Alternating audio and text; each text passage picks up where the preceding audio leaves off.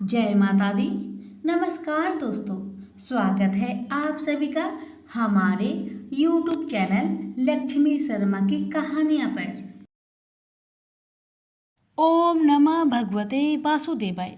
प्यारे भक्तजनों, आज आप सभी सुनेंगे कार्तिक महीने में प्रत्येक दिन सुनी जाने वाली भगवान विष्णु की प्रमुख कथाएं। इन कथाओं को जो भी भक्त श्रद्धा पूर्वक प्रत्येक दिन श्रवण करता है उसे अनंत पुण्य की प्राप्ति होती है। तो आइए श्रवण करते हैं विष्णु भगवान की कथाएं। प्रेम से बोलिए लक्ष्मी नारायण की जय। पौराणिक कथा के अनुसार एक नगर में सेठ सेठानी रहते थे। सेठानी रोजाना भगवान श्री हरि की पूजा भक्ति भाव से किया करती, लेकिन सेठानी का पूजा करना उसके पति को बिल्कुल पसंद नहीं था। इस कारण एक दिन सेठ ने उसे घर से निकाल दिया। सेठानी घर से निकलकर जंगल की ओर चल दी। रास्ते में सेठानी ने देखा कि जंगल में 4 आदमी मिट्टी खोद रहे हैं। ये देखकर सेठानी ने उनसे बोला कि आप लोग मुझे किसी काम पर रख लो। सेठानी के कहने पर उन्होंने सेठानी को नौकरी पर रख लिया, लेकिन सेठानी बहुत कोमल थी, इस वजह से उसके हाथ पर छाले पड़ गए। यह देख 4 आदमी ने सेठानी से काम छोड़ने की बात कही। उन्होंने कहा कि इसकी जगह तुम हमारे घर का काम कर दो। सेठानी के मान जाने पर वे उसे अपने घर ले गए। वहां वे 4 आदमी 4 मुट्ठी चावल लाते और उसे बांटकर खा लेते। ये देख सेठानी को बहुत बुरा लगता। इसे देख सेठानी ने उन 4 आदमी को 8 मुट्ठी चावल लाने को कहा। सेठानी की बात मानकर 4 आदमी 8 मुट्ठी चावल लाए। इन चावल का सेठानी ने भोजन बनाया और भगवान विष्णु को भोग लगाकर सभी आदमियों को परोस दिया। इस बार 4 आदमियों को भोजन बहुत ही स्वादिष्ट लगा और सेठानी से खाने की तारीफ करते हुए इसका राज पूछा। तो सेठानी ने कहा कि ये भोजन भगवान विष्णु का जूठा है, इसी वजह से ये बहुत स्वादिष्ट लग रहा है। उधर सेठानी के जाने के बाद सेठ भूखा रहने लगा। आसपास के लोग उसे ताने मारने लगे कि ये पत्नी के वजह से ही खा रहा था। लोगों की बातें सुनकर सेठ सेठानी को जंगल में देखने निकल गया। रास्ते में उसे वही 4 आदमी मिट्टी खोदते हुए दिखाई दिए। सेठ ने उन्हें कहा, तुम मुझे काम पर रख लो। तब 4 आदमी ने उसे भी काम पर रख लिया, लेकिन सेठानी की तरह मिट्टी खोदने से सेठ के हाथों में छाले पड़ गए। ये देखकर उन्होंने सेठ को भी घर का काम करने की सलाह दी। सेठ भी उनकी बात मानकर उनके घर चल दिया। घर पहुंचकर सेठ ने सेठानी को पहचान लिया, लेकिन सेठानी घूंघट में होने के कारण सेठ को पहचान नहीं पाई।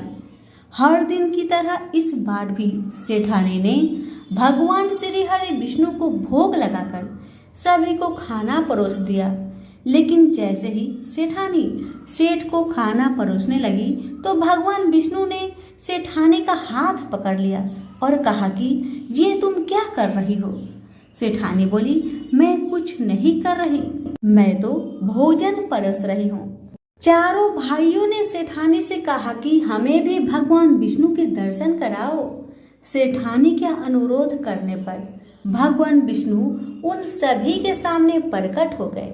यह देख सेठ ने सेठानी से क्षमा मांगी और उसे हाथ पकड़कर घर चलने को कहा। तब 4 भाइयों ने बहन को बहुत सारा धन देकर विदा किया। तब से सेठ भी भगवान विष्णु का भक्त बन गया और पूरी श्रद्धा से उनकी पूजा करने लगा। इससे उनके घर में फिर से धन की बरसात होने लगी। ऐसी मान्यता है कि इस दिन व्रत रखने से सत्यनारायण भगवान के साथ हनुमान जी, प्रभु श्री राम और माता सीता की कृपा भी प्राप्त होती है। प्रेम से बोले विष्णु भगवान की जय। एक बार भृगु ऋषि ने जानना चाहा कि ब्रह्मा, विष्णु और महेश में कौन सबसे श्रेष्ठ है। वह बारी बारी से सबके पास गए। ब्रह्मा और महेश ने भृगु को पहचाना तक नहीं, न ही आदर किया। इसके बाद भृगु विष्णु के यहाँ गए। विष्णु भगवान विश्राम कर रहे थे और माता लक्ष्मी उनके पैर दबा रही थी। भृगु ने पहुंचते ही न कुछ कहा न सुना और भगवान विष्णु की छाती पर पैर से प्रहार कर दिया। लक्ष्मी जी यह सब देखकर चकित रह गई, किंतु विष्णु भगवान ने भृगु का पैर पकड़कर विनीत भाव से कहा, मुनिवर, आपके कोमल पैर में चोट लगी होगी, इसके लिए मुझे क्षमा करें। लक्ष्मी जी को भगवान विष्णु की इस विनम्रता पर बड़ा क्रोध आया।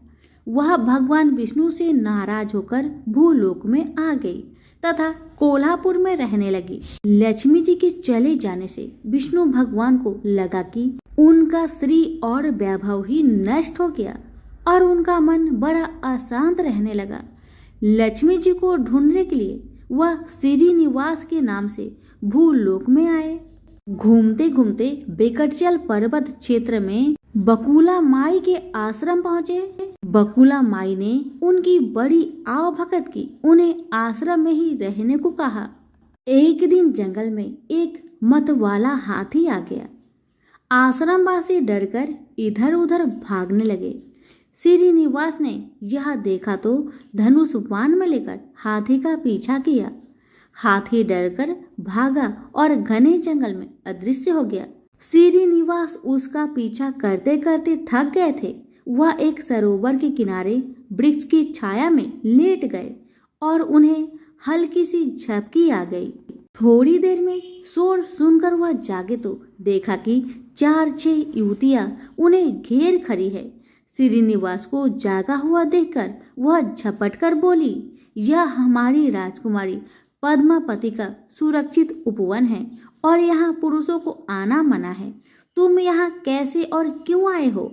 श्रीनिवास कुछ जवाब दे इससे पहले ही उनकी दृष्टि वृक्ष की ओट से झांकती राजकुमारी की ओर गई। श्रीनिवास पद्मावती को एकटक देखते रह गए। थोड़ा संयत होकर कहा, देवियों, मुझे पता नहीं था, मैं शिकार का पीछा करता हुआ यहाँ आया था। थक जाने पर मुझे नींद आ गई, इसलिए क्षमा करे। श्रीनिवास आश्रम में लौट आए, किंतु बड़े उदास रहने लगे। एक दिन बकुला माई ने बड़े प्यार से उनकी उदासी का कारण पूछा तो श्रीनिवास ने पद्मावती से भेंट होने की सारी कहानी कह सुनाई। फिर कहा, उसके बिना मैं नहीं रह सकता। बकुला माई बोली, ऐसा सपना मत देखो। कहा हुआ प्रतापी चोल नरेश आकाश राज की बेटी और कहा तुम आश्रम में पलने वाले एक कुल गोत्रहीन युवक। श्रीनिवास बोले, माँ, एक उपाय है, तुम मेरा साथ दो तो सब संभव है। बकुला माई ने श्रीनिवास का सच्चा प्यार देखकर हाँ कर दी। श्रीनिवास ज्योतिष जानने वाली औरत का भेष बनाकर राजा आकाश की राजधानी नारायणपुर पहुँचे। उसकी चर्चा सुन पद्मावती ने भी उस औरत को महल में बुलाया और अपना हाथ दिखाया। राजकुमारी के हस्तरेखा देखकर वह बोली, राजकुमारी, कुछ दिन पहले तुम्हारी भेंट तुम्हारी सुरक्षित उद्यान में किसी युवक से हुई थी। तुम दोनों की दृष्टि मिली थी। उसी युवक से तुम्हारी शादी का योग बनता है। पद्मावती की माँ धारणा देवी ने पूछा, यह कैसे हो सकता है? ज्योतिषी औरत बोली, ऐसा ही योग है। ग्रह कहते हैं कोई औरत अपने बेटे के लिए आपकी बेटी मांगने स्वयं आएगी। 2 दिन बाद सचमुच ही बकुला माई एक तपस्विनी के भेष में राजमहल आई। उसने अपने युवा बेटे के साथ पद्मावती के विवाह की चर्चा की। राजा आकाश में बकुला माई को पहचान लिया। उन्होंने पूछा, वह युवक कौन है? बकुला माई बोली, उसका नाम श्रीनिवास है। वह चंद्र वंश में पैदा हुआ है, मेरे आश्रम में रह रहा है, मुझे माँ की तरह मानता है।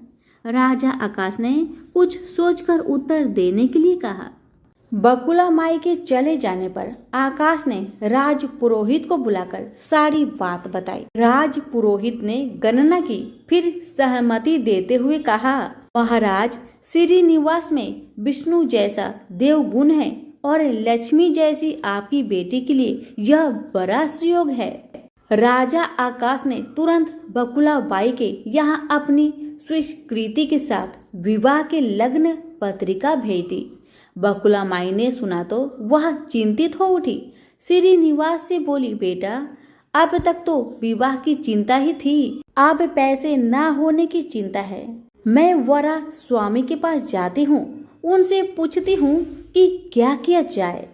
बकुला माई श्रीनिवास को लेकर वरा स्वामी के पास गई और श्रीनिवास के विवाह के लिए धन की समस्या बताई।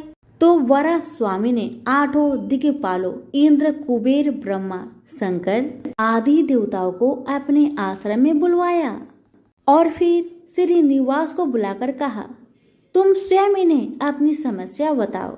श्रीनिवास ने देवताओं से कहा, मैं चोल नरेश राजा आकाश की बेटी पद्मावती से विवाह करना चाहता हूँ। मेरी हैसियत राजा के अनुरूप नहीं है, मेरे पास धन नहीं है, मैं क्या करूँ। इंद्र ने कुबेर से कहा, कुबेर, इस काम के लिए तुम श्रीनिवास को ऋण दे दो। कुबेर ने कहा, ऋण तो दे दूंगा, पर उसे यह वापस कब और कैसे करेगा, इसका निर्णय होना चाहिए। श्रीनिवास बोले, इसकी चिंता मत कीजिए, कलयुग के अंत तक मैं सब ऋण चुका दूंगा। कुबेर ने स्वीकार कर लिया। सब देवताओं की साक्षी में श्रीनिवास के ऋण पत्र लिख दिया गया। उस धन से श्रीनिवास और पद्मावती का विवाह बड़े धूमधाम से हुआ। तभी नारद ने कोल्हापुर जाकर लक्ष्मी को बताया, विष्णु ने श्रीनिवास के रूप में पद्मावती से विवाह कर लिया है। दोनों वेंकटाचल पर्वत पर रह रहे हैं। यह सुनकर लक्ष्मी जी को बड़ा दुख हुआ। वह सीधे वेंकटाचल पहुंची। विष्णु जी की सेवा एवं लगी पद्मावती को भला बुरा कहने लगी। श्रीनिवास विष्णु रूप में मेरे पति है, तूने इनके साथ विवाह क्यों किया। दोनों ने वाक युद्ध होने लगा तो श्रीनिवास को बड़ा दुख हुआ। वे पीछे हटे और पत्थर की मूर्ति के रूप में बदल गए। जब दोनों देवियों ने यह देखा तो उन्हें बड़ा दुख हुआ कि श्रीनिवास तो अब किसी के न रहे। इतने में शीला विग्रह से आवाज आई, देवियों में इस स्थान पर बक्टेश्वर स्वामी के नाम से अपने भक्तों का अभिष्ट पूरा करता रहूंगा। उनसे प्राप्त चढ़ावे के धन द्वारा कुबेर का कर्ज ब्याज चुकाता रहूंगा। इसलिए तुम दोनों मेरे लिए वापस में झगड़ा मत करो। यह वाणी सुनते ही लक्ष्मी जी और पद्मावती दोनों ने सिर झुका लिया। लक्ष्मी कोल्हापुर आकर महालक्ष्मी के रूप में प्रतिष्ठित हो गई और पद्मावती तिरुनाचूर में शीला विग्रह हो गई। आज भी तिरुपति क्षेत्र में तिरुमला पहाड़ी पर भगवान बकेटेश्वर स्वामी के दर्शन हेतु भक्त गणों से इसी भाव से शुक्ल लिया जाता है। उनकी पूजा पुष्प, मिष्टान आदि से न होकर धन द्रव्य से होती है। इस धन से भगवान श्री कृष्ण बकेटेश्वर स्वामी कुबेर का कर्ज चुका रहे हैं। सभी प्रेम से बोलिए, श्री लक्ष्मी नारायण की जय हो।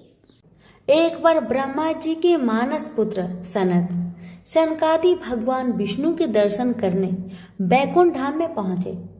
बैकुंठ में विष्णु धाम के द्वार पर भगवान के 2 पार्षद जय और विजय द्वारपाल के रूप में बैठे थे। इन दिगंबर साधुओं को देखकर पहले तो उन्हें हंसी आ गई, फिर पूछा, आप लोग कौन हैं? ऐसे नंग धरंग यहाँ कहाँ चले आ रहे हैं? उनकी बात सनत ने बुरे नहीं माना, क्योंकि ये द्वारपाल थे और बिना पूरी जांच पड़ताल के कैसे अंदर जाने देते भला। अपनी वेशभूषा पर उनके हंसने का भी बुरा नहीं माना, क्योंकि बैकुंठ जैसे वैभवशाली परिवेश में ऐसे साधुओं का क्या काम है। उनके प्रश्नों का उत्तर देते हुए उन्होंने कहा, हम सनत कुमार भगवान विष्णु के दर्शन करना चाहते हैं। हम सदा इसी रूप में रहते हैं, इसलिए हमें अंदर जाने दो। मगर जय विजय नामक द्वारपाल ने सनत सनकादि को अंदर नहीं जाने दिया। इससे ऋषियों को क्रोध आ गया कि इन द्वारपालों को इतनी भी समझ नहीं कि ऋषियों साधु के साथ कैसा व्यवहार करना चाहिए। क्रोध में उन्होंने श्राप देते हुए कहा, तुम दोनों ने देव के साथ रहकर भी दैत्य जैसा व्यवहार किया है, इसलिए अगले जन्म में तुम दोनों दैत्य कुल में जन्म लोगे। द्वार पर इस विवाद को सुनकर भगवान विष्णु स्वयं बाहर आ गए और सनत सनकादि को आदर से अंदर जाने को कहा। उधर जय विजय को दुखी देख भगवान विष्णु ने कारण पूछा। उन्होंने अपने श्राप की सारी बात बताई। भगवान विष्णु ने कहा, दंडता का फल तो तुम्हें भोगना ही पड़ेगा। असुर कुल में तुम्हारा अगला जन्म अवश्य होगा। इतनी चिंता मत करो, तुम मेरे पार्षद हो, इसलिए इसका पुण्य भी मिलेगा। मेरे द्वारा ही तुम्हें दैत्य योनि से मुक्ति मिलेगी। सनत सनकादि भगवान के दर्शन कर चले गए।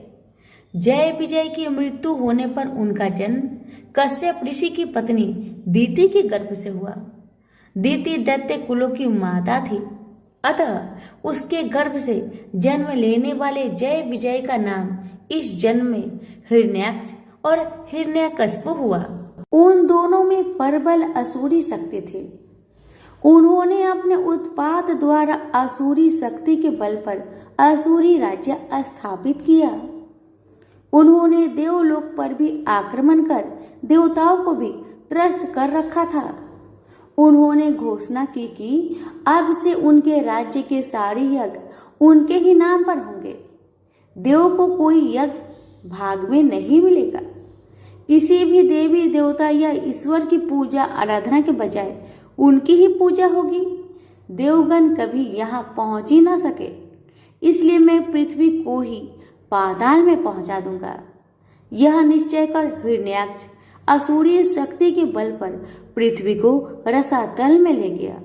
इससे सारे ब्रह्मांड में उथल पुथल मच गई। सृष्टि का नियम भंग होने लगा। चतुर्दिक हाहाकार मच गया। ऋषियों मुनियों तथा देवताओं ने मिलकर विष्णु से प्रार्थना की, भगवान देखिए, इन दो महापराक्रमी असुरों ने क्या किया है। देवताओं का यज्ञ भाग छीना, पूजा पाठ धार्मिक कर्म कांड समाप्त किए और अब तो समस्त भूमंडल को ही रसातल में ले गए। उठिए, कुछ करिए। ब्रह्मा की सृष्टि में बड़ा व्यवधान उपस्थित हो गया है। आप ऋषियों मुनियों तथा मानवों के रहने का स्थान बनाए। पृथ्वी जल में डूब रही है। उसके उद्धार के लिए वैकुंठ का बाग छोड़कर कोई अवतार लीजिए। भगवान विष्णु ने देवताओं तथा ऋषियों को अवशासन दिया।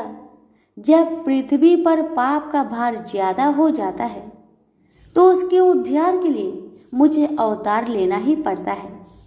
आप लोग निश्चिंत होकर जाइए, मैं कुछ करता हूँ। देवताओं के चले जाने पर भगवान विष्णु ने नीचे देखा।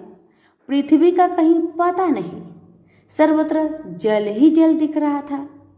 फिर तो भगवान वराह के रूप में प्रकट हुए और समुद्र में कूद पड़े। भयंकर गर्जना के साथ अपनी विशाल डांड पर पृथ्वी को रखकर वे अथाह जल राशि को चीरते हुए ऊपर आ गए। पृथ्वी को समुद्र से ऊपर आते देख तथा वराह का भयंकर शब्द सुनकर हिरण्याक्ष बौखला गया कि किसने उसकी शक्ति को चुनौती दी है। वराह को देखते ही वह उसे मारने दौड़ा।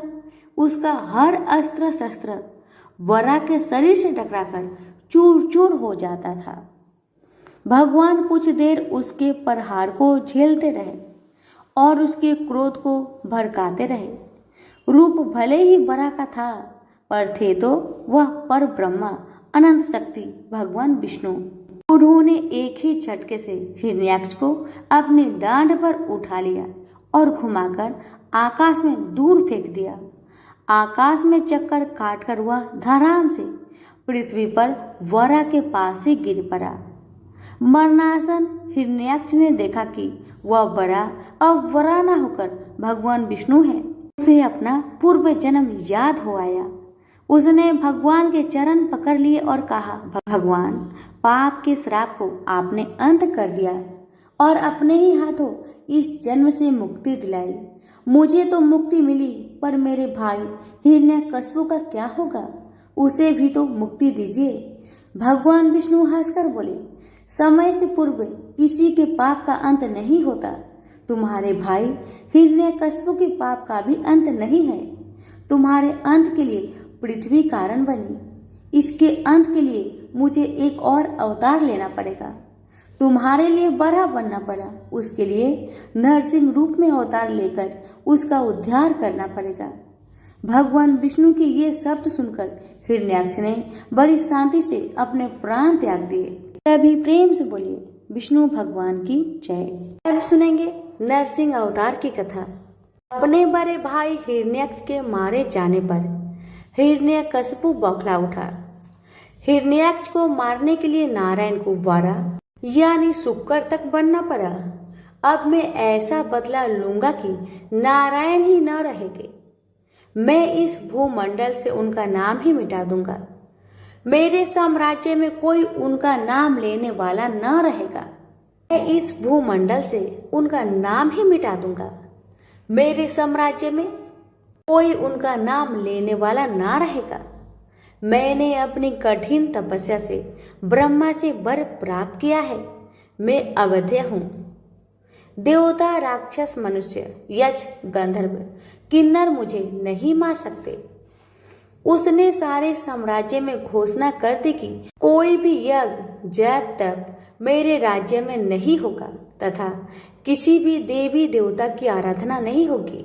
मैं ही अब अपने राज्य का ईश्वर हूँ। मेरे ही नाम का जप तप होगा। मैं ही नर हूँ, मैं ही नारायण हूँ। हिरण्यकश्यप जैसी वरदानी राजा की आज्ञा को कौन टालता? सारी प्रजा उसी के नाम का गुणगान करने लगी। उसी के नाम का भजन कीर्तन होने लगा। हिरण्यकश्यप बड़ा प्रसन्न हुआ कि उसने अपने बल पर नारायण की सत्ता समाप्त कर दी। पर उसकी यह प्रसन्नता बहुत दिनों तक नहीं रही। उसका अपना बेटा प्रहलाद, जिसकी आज्ञा नहीं मानता था, वह अपने पिता को ईश्वर नहीं मानता था। उसने कहा, आप बहुत वीर हैं, ब्रह्मा से आपको बल प्राप्त है तो जीवन का सुख भोगिए।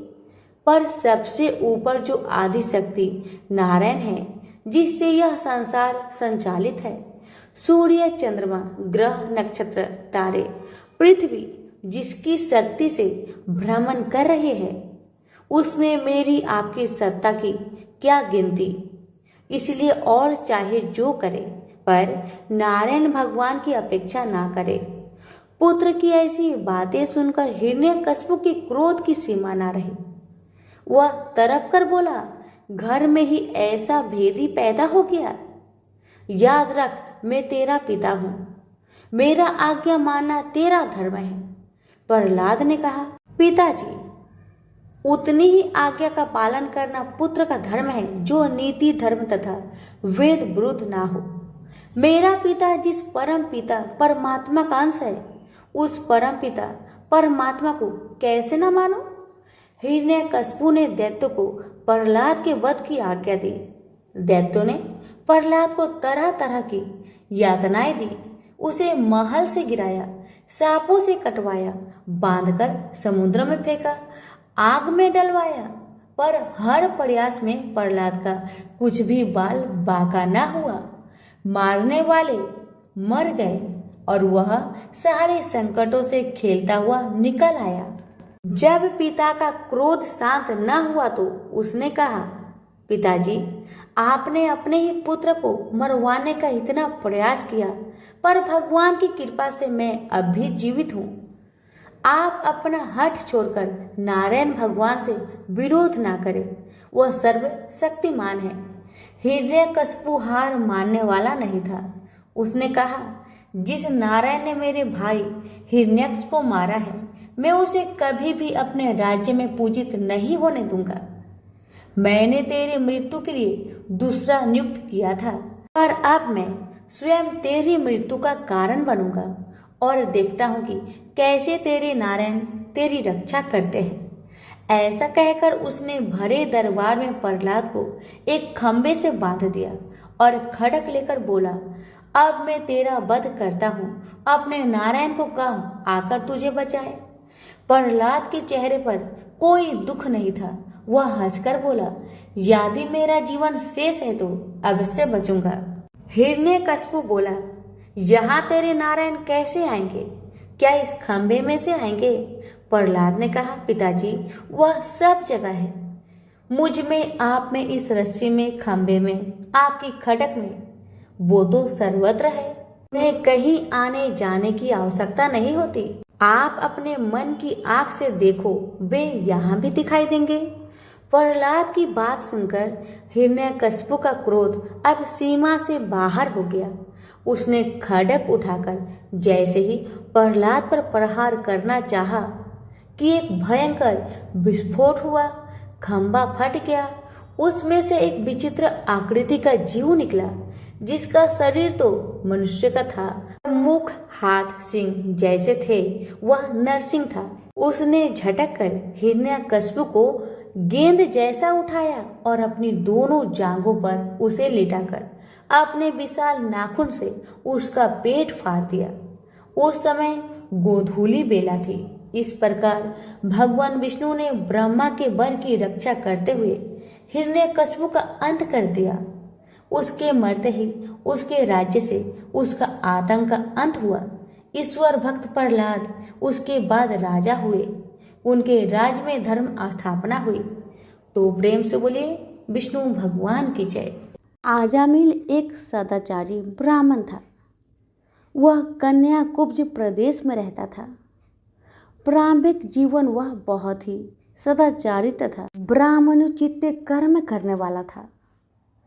दुर्योग से एक बार वह किसी दासी के प्रेम में पड़ गया और उसे अपनी पत्नी बनाकर रहने लगा।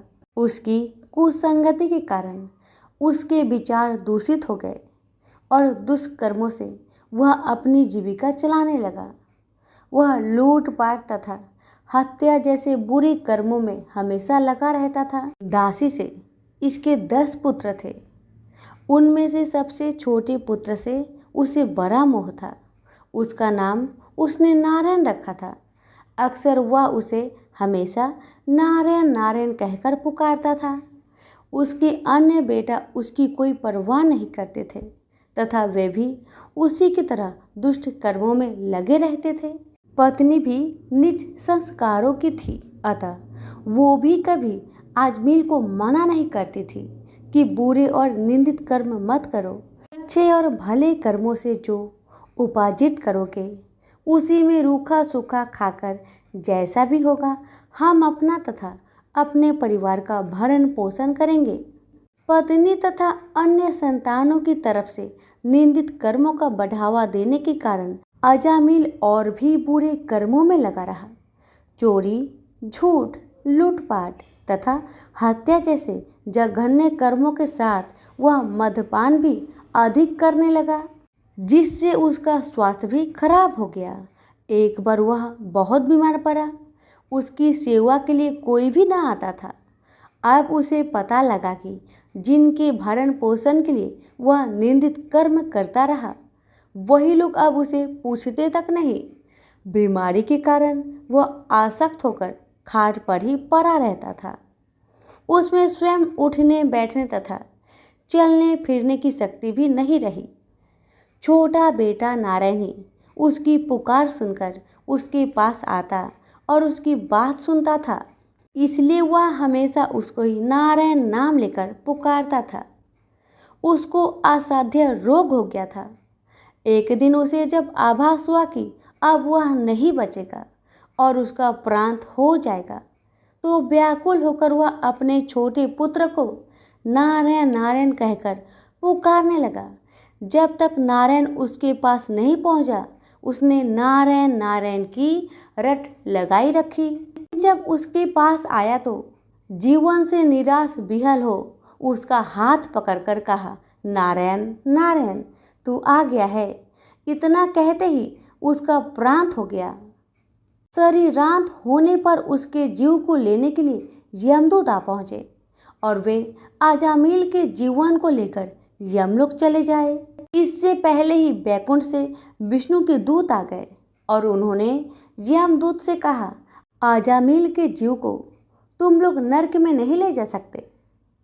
मरते समय इसने कई बार विष्णु को नारायण नारायण कहकर पुकारा था, अतः अब यह जीव स्वर्ग का अधिकारी है। यमदूत हंसकर बोले, इसके सारे जीवन का लेखा जोखा चित्रगुप्त की ही बही में लिखा है। उसके अनुसार ये पूरे जीवन में हमेशा निंदित और पाप कर्म में लिप्त रहा। तुम जो नारायण की बात करते हो, यह नारायण के रूप में विष्णु भगवान को नहीं पुकार रहा था, ये तो अपने छोटे बेटे को उसका नाम लेकर पुकार रहा था।